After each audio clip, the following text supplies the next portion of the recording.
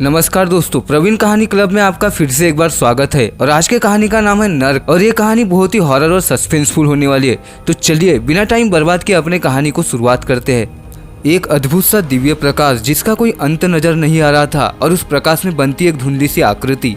उस आकृति के सामने हाथ बांधे एक लड़का खड़ा था जो पहनावे और शरीर के बनावट से कोई योद्धा ही लग रहा था। उसके योद्धा होने की पुष्टि उसके हाथ में थमी तलवार और पीठ पर टंगे फरसे से हो रही थी।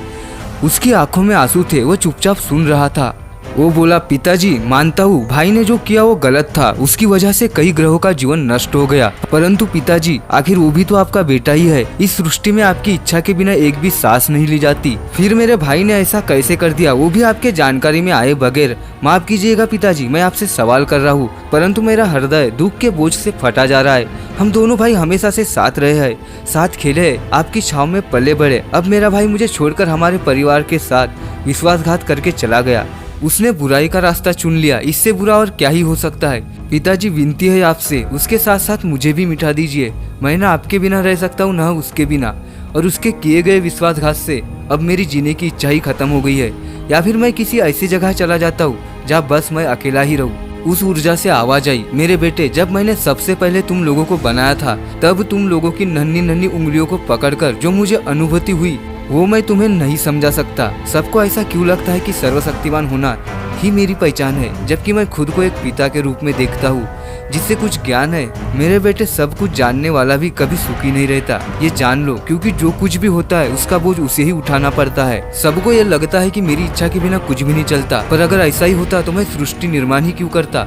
मैंने कुछ भी निरर्थक नहीं किया, मैं किसी को नहीं चलाता, मैंने तो सबको बुद्धि और विवेक ही दिया है। कोई उसे अगर गलत कार्य में लगाता है तो मैं क्या ही कर सकता हूँ। जहाँ तुम्हारे भाई ने हमेशा से वो किया जो उसकी नजर में मुझे खुश करने, वही तुमने हमेशा वो किया जो मेरे लिए सही लगा। इसके लिए तुम कई बार मेरे खिलाफ भी गए। यदि मैं ही सब चलाता तो बताओ कि ऐसा भी क्यों हुआ। तुम बहुत शक्तिशाली हो और शक्ति का होना ही एक योद्धा के लिए पर्याप्त नहीं होता। कई बार उसे अपने विवेक से कठोर निर्णय भी लेने होते हैं। तुम इस ब्रह्मांड के सर्वशक्तिशाली जीवों में से एक हो, तुम्हारी जिम्मेदारी उस अनुपात में अधिक होती है। पर पिताजी, मेरे बेटे, तुम बच्चों ने ही मुझे एहसास दिलाया है कि पिता क्या होता है, उसका प्रेम क्या होता है। सबको ये लगता है कि मुझे कभी दुख नहीं होता, पर अपने संतान के लिए मुझे भी दुख होता है। मैंने भविष्य इस तरह से नहीं लिखा कि यही होगा, मैंने इस तरह से लिखा है कि यदि ऐसा करोगे तो ऐसा होगा, और वो करने का सामर्थ्य और बुद्धि मैंने सबको दी। किसी के साथ यदि अन्याय होता है तो उससे अन्याय करने का हक नहीं मिलता, बल्कि प्रतिकार करने का हक है। सबके कर्म ही उनके भविष्य का निर्धारण करते हैं, और तुम्हारे भाई के कर्म भी उसी के भाग्य का निर्माण करेंगे।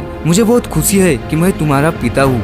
मेरे बच्चे, तुम विवेकशील हो, समर्थ हो, तुम अपने विवेक से निर्णय लो कि तुम्हें तुम्हारे भाई के मामले में क्या करना चाहिए। मैं साफ देख पा रहा हूँ कि आगे भविष्य में बहुत भयानक और बड़ा संकट आने वाला है जो निर्धारण करेगा कि धरती का भविष्य कैसा होगा। तुम पूरी तरह से दबाव मुक्त होकर अपना निर्णय लो और उस पर कार्य करो। तुम उसे ढूंढो, फिर अपने विवेक से तय करो कि आगे क्या करना है। मैं तुम्हें इसके लिए धरती पर भेज रहा हूँ, परंतु तुम वहाँ पर बिना किसी शक्ति के साधारण इंसान की तरह कार्य करोगे। तुम वहाँ पर न अमर होगे, न तुम भविष्य देख पाओगे। तुम्हारा अवचेतन मस्तिष्क में तुम्हारा ज्ञान और तुम्हारी हिम्मत ही तुम्हारा मार्गदर्शन करेगी। तुम्हारे अंदर दर्द सहने की क्षमता औरों से 10 गुना है, यही तुम्हारी विशेषता होगी। तुम्हारा ये फरसा तुम्हें वही मिलेगा। इसे ढूंढने पर तुम वापस मेरे पास पूर्ण रूप में लौट आओगे। यदि तुम चाहो तो इनकार भी कर सकते हो। योद्धा, मैं जरूर जाऊंगा पिताजी। मैं समझ गया हूँ कि हर जीवों को अपना निर्णय लेकर उस अनुसार कर्म करने का अधिकार होता है। मेरे भाई ने भी वही किया है, अब मैं भी वही करूंगा। अचानक उसकी नींद टूट गई। ऐसा लगा कि जैसे वो काफी समय से सोया हुआ था। बड़ा अजीब सा ही सपना था, जैसे भगवान अपने बेटे से बात कर रहे हैं। पर सच में कोई भगवान थोड़ी ना होते हैं। ज्यादा हॉलीवुड पिक्चर्स देखने से यही होता है। चल पीयूष कुमार, अब उठी जा, ऑलरेडी बहुत लेट हो गया है, आज मीटिंग भी है। इससे तुम्हें लाखों डॉलर्स की प्रॉपर्टी होना है, और कोई भगवान तो हो ना हो, पर पैसा जरूर भगवान है। जल्दी रेडी हो जाता हूँ, 8 बज गए हैं। तो बस आज के लिए इतना है। अगर आपको वीडियो पसंद आए हो तो लाइक, शेयर और कमेंट्स करके बता सकते हो, और इस कहानी का दूसरा पार्ट जल्दी आने वाला है। चलिए, तब तक के लिए बाय।